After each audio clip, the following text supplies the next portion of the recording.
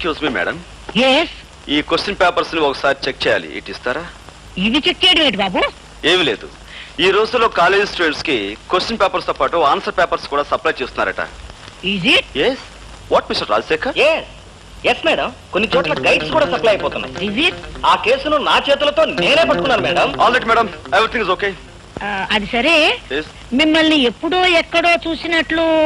అదే of course మాది police department కదండి. ఏ పొలిటికల్ మీటింగ్స్ లోనో ఏ ప్రైమ్ మినిస్టర్ పక్కన చూసినొచ్చు. Of course maybe. చూడండి, మీ ఎగ్జామినేషన్ టైం అవుతుంది. Thank you right, exam time అవుతుంది.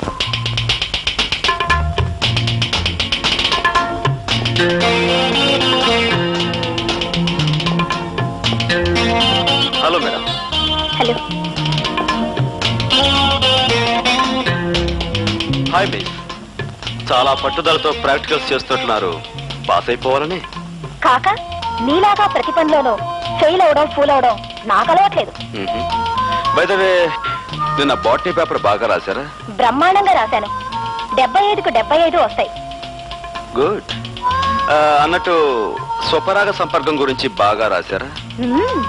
ఉదాహరణలతో సహా డీటెయిల్డ్ గా రాశాను. మరక్కడే పప్పులో కాలేశారు. మిగతా వాళ్ళందరూ పరపరాగ సంపర్కం గురించి రాస్తే మీరు రెచ్చిపోయి స్వపరాగ సంపర్కం గురించి అందులోనూ ఉదాహరణలతో సహా పేజీలు రాసేశారు. గుడ్. అందుకు మీ పేపర్ తీస్తే ఆ పెద్ద మనిషి మీకు పెద్ద కోడిగుట్టు, ఐ మీన్ 0 ఇవ్వబోతున్నాడు. అదేంటి? నాకు ఇచ్చిన క్వశ్చన్ పేపర్ కి నేను కరెక్ట్ గానే. మీరు కరెక్ట్ గానే జవాబిచ్చారు మేడం. కాకపోతే ఆ ప్రశ్నాపత్రమే కరెక్ట్ కాదు. కారణం, అది మీకోసం ప్రత్యేకంగా నేను ప్రింట్ చేయించి. నువ్వు చెప్పేది నిజమా? అంతేకాదు, ఇప్పుడు మీరు శక్తి వంచన లేకుండా చేస్తున్న ఈ ప్రాక్టికల్స్ లో కూడా మీకు వచ్చే మార్కులు 25కు 0. కారణం, అది యాసిడ్ కాదు, స్వచ్ఛమైన మంచినీరు. అది కూడా మన ప్రతిభే. ఇవి నీళ్లు కావు, యాసిడ్. మై గాడ్, నా కళ్ళు.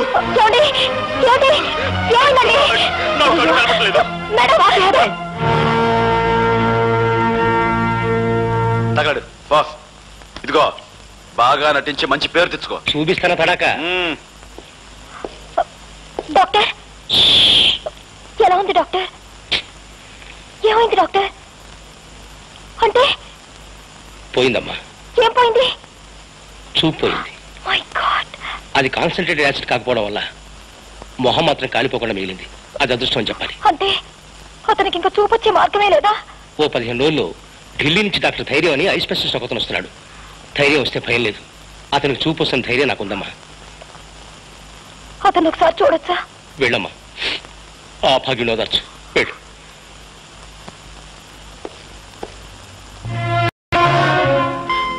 ఎవరు? ఓ, డాక్టర్ గారా?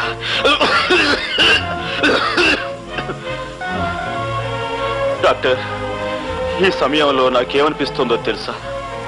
నా కంటి ముందున్న ఈ నల్లటి కాటుకు లాంటి చీకట్లో ఒకదానికొకటి తేడా తెలియక తాడుకి పావుకి, పావుకి తాడుకి, లంగాకి లుంగీకి, లుంగీకి లంగాకి, పెసరట్టుకు దోశకు, దోశకు పెసరట్టుకు, చీకటికి వెలుక్కి, వెలుక్కు చీకటికి తేడా తెలియక నా బ్రతుకంతా అతుకుల బతుకై, గతుకులు అతుకై. డాక్టర్, మీరు వెక్కెక్కి ఏడుస్తున్నారు. ఇదేం డాక్టర్, ఉందా లేదా అన్నట్లుగా ఉందేమిటి మీ నడు? లేదు రేఖని, నన్ను మన్నించండి. ఇందులో మీ తప్పే ఉందండి. ఆ భగవంతుడు నన్ను చీకట్లో బ్రతకమని నోట్బుక్ లో రాసినట్లుగా నా నుదుటి మీద రాశాడు. విధి బలీయమైంది, ఎవరేం చేయగలరు? ఏది ఏమైనా నీ చూపు పోవడానికి కారణం నేను. నాకు ఏ శిక్ష విధించినా తప్పు లేదు. రేఖ, అలా అనకండి. చూపు పోయినందుకు నేనేమీ బాధపడటం లేదు. కాకపోతే చూడలేని నన్ను నా కన్న వాళ్ళు చూడటం జరిగితే వాళ్ళు గుండె పగిలి చస్తారు. అలా జరిగినాడు నేను గుండె పగిలి చస్తాను. ఈ గుండె పగిలే కార్యక్రమాలు తలుచుకుంటూ ఉంటే ఇప్పుడే నా గుండె. చూడండి, ఒక 15 రోజుల్లో ఐ స్పెషలిస్ట్ వస్తున్నారట. ఆయన కళ్ళు ఆపరేషన్ చేసి మీకు తప్పకుండా చూపు తెప్పిస్తారు. అంతవరకు నేను ఇంటికి వెళ్ళలేదు. ఈ హాస్పిటల్ వాతావరణంలోనూ ఉండలేదు.